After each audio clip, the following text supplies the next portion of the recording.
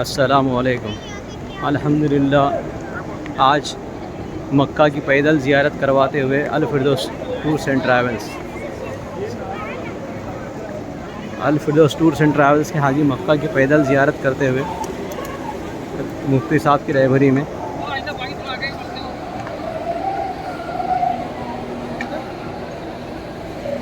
नूर भाई और मुफ्ती साहब की रहबरी में असद भाई भी साथ में।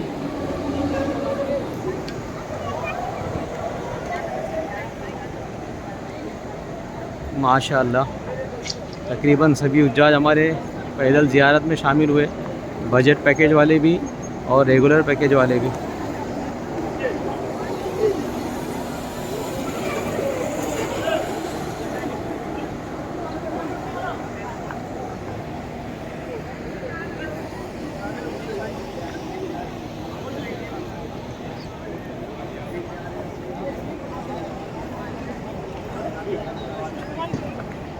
जरूरी